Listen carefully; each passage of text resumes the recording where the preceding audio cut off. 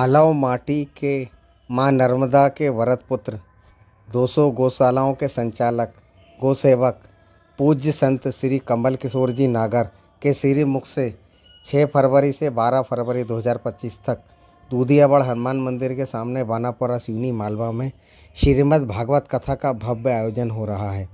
इस कार्यक्रम हेतु एक बैठक शनिवार को दूधियाबड़ हनुमान मंदिर में दोपहर 1 बजे रखी गई, जिसमें नगर के 7 ग्रामीण क्षेत्रों से सनातनी भक्त, जनप्रतिनिधि, क्षेत्रीय विधायक, व्यापारी, मातृशक्ति के साथ सैकड़ों लोग शामिल हुए। कार्यक्रम की व्यवस्थाओं के बारे में विस्तार से चर्चा की गई। बड़ा कार्यक्रम है, इसमें कहीं दो मत नहीं। संत श्री नागर जी का नाम बहुत बड़ा नाम है। संत श्री नागर जी का नाम बहुत बड़ा नाम है। उनके नाम से ही अपार भीड़, अपार लोग, जन समुदाय उनकी कथा को सुनने के लिए आते हैं। और फिर तो जब हम ये सारी व्यवस्थाएं और करने जा रहे हैं, घर घर पीले चावल देकर आमंत्रण सफल और महान होगा, इसमें कहीं कोई दो मत नहीं है। जैसा कि कहा जा रहा है, इतना बड़ा आयोजन हम सब लोग मिलकर ही कर सकते हैं और हम सब लोग करेंगे। एक ऐसा कार्यक्रम जो कभी सिवनी मालवा की धरती पर न पहले कभी हुआ है न बाद में कभी होगा, ऐसा एक बड़ा कार्यक्रम हम सब लोग मिलकर करने जा रहे हैं। रहा सारी समितियों की व्यवस्था के बारे में कर ली है। अब जैसे कि अभी पालीवाल जी बता रहे थे, जो भी सुरक्षा से संबंधी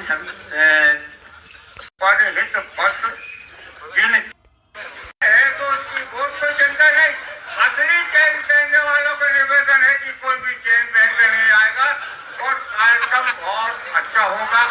क्योंकि हनुमान जी महाराज जब उस कार्यक्रम के अध्यक्ष हैं तो पूरी जवाबदारी हनुमान जी को हम सौंपते। बोले पवन सुत हनुमान जी ये है, यहाँ नहीं चलेगी। जो रसीद गड्डी लेकर आपके पास पहुंच जाए, आप दान की राशि मांग ले, इसको तत्काल समिति को और पुलिस को उसकी सूचना हमारे हरदा से बधाई टूटी जी से निवेदन है। बहुत से अनुभवी सभी अनुभवी लोगों ने देखे हैं कि सलाहकार इसका सलाह मिला है। मैं तो सिर्फ इतना ही कहूँगा कि गुरुदेव की कथा में जो व्यवस्था है, जिसको भी जो व्यवस्था मिलती है सुबह 8 बजे से रात 10 बजे तक भोजन की मिले या हर साल की अलग अलग हो, उसके अपने फ्लैग लगेंगे, उन्हें डालेंगे और जगह जगह अपने जो प्रचार प्रसार है, झंडे हैं, फ्लैग है, इससे पूरे शहर को पटाना है। तो उससे क्या होगा, पूरे यहाँ से आवागमन के बस और ट्रेन प्रचार प्रसार बहुत ज्यादा है और व्यवस्था पूरी तरह से, क्योंकि रात में कम से कम 2000 श्रद्धालु रात में रुकते हैं। पुलिस की व्यवस्था तो रात में रहेगी, लेकिन अपने भी 4 से 6 लोग जवाबदारी के साथ रात भर वहाँ आसपास पंडाल में घूमते रहे। क्योंकि बाहर के लोग हैं, उनके साथ कोई किसी प्रकार का आदमी घुस जाए रात में तो कल क्षेत्र की बदनामी ना हो।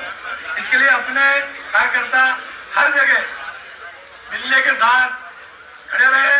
शाम को जाते समय उस समय जो भीड़ एक साथ जाती है, उसको अपने दो शब्द बोल रहा हूँ इस क्षेत्र में कि हमेशा यहाँ आध्यात्म के अणु परमाणु हमेशा जीवित रहे। एक यही कथा नहीं, हमेशा पर धीरे धीरे विश्वास लगा है।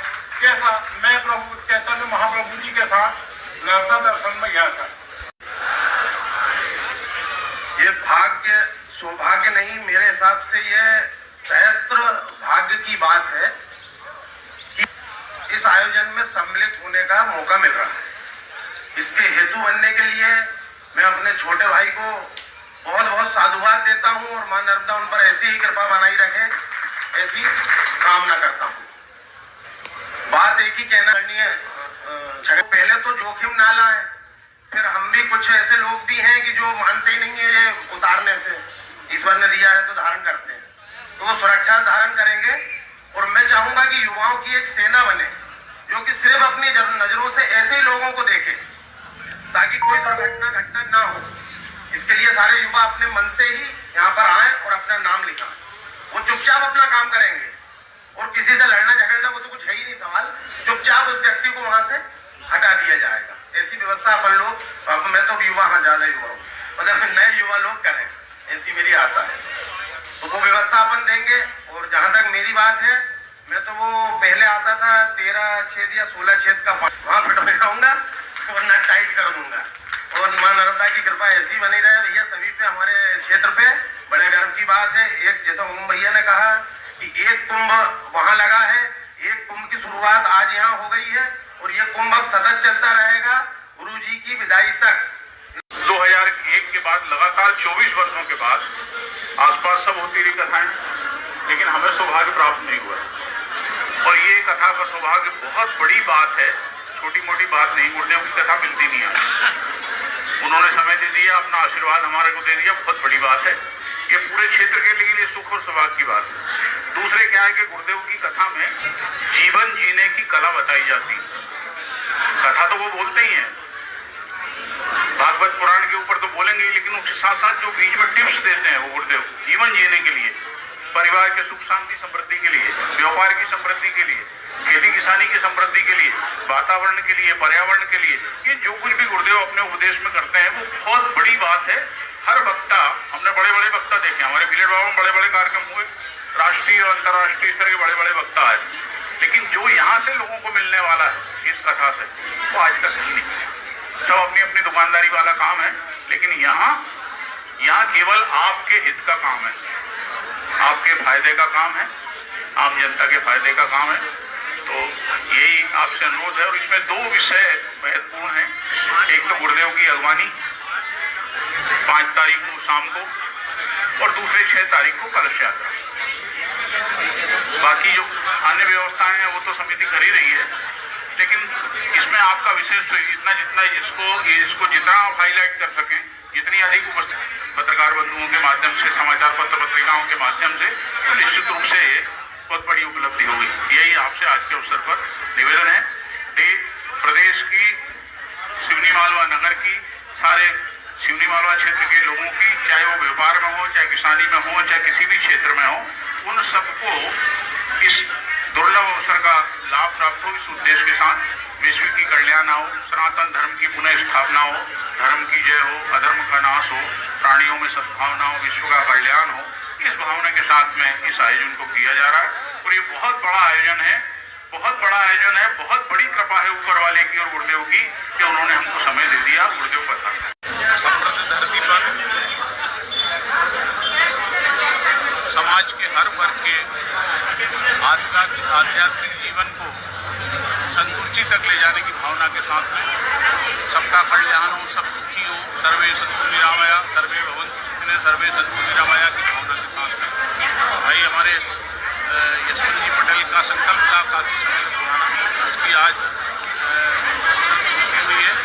और परम गुरुदेव पंडित कमल किशोर जी नागर, जो पूरे देश के जाने माने माँ सरस्वती के व्रत पुत्र हैं, उसके श्रीमुख से हमको ये श्रीमद् भागवत पुराण के द्वारा कथा प्रसंगों के माध्यम से जीवन जीने के लिए कैसे हम अपने आध्यात्मिक जीवन को आगे बढ़ा सकते हैं, उन्नत कर सकते हैं, इसके लिए आयोजन किया गया है।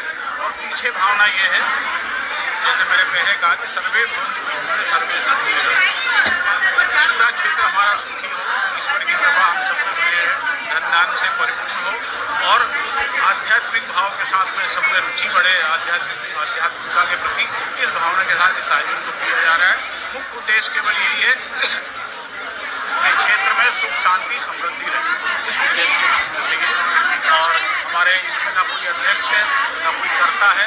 कर्ता हमारे हनुमान जी महाराज दूरदेवड़ा वाले, उन्हीं के नेतृत्व में, उन्हीं के आशीर्वाद से उनके सब कुछ संपन्न हो रहा है। और निश्चित रूप से क्षेत्र की जनता का भी अपार उत्साह है। इस प्रकार से मीटिंग में आपने देखा 700-800 आदमी के आसपास यहाँ मीटिंग में उपस्थित हुआ है। ये अपने आप में दर्शाता है कि पूरे क्षेत्र में इस आयोजन की बहुत ज़्यादा उत्साह है और निश्चित रूप से उसकी परिणति इस कार्यक्रम में उपस्थिति के रूप में दिखाई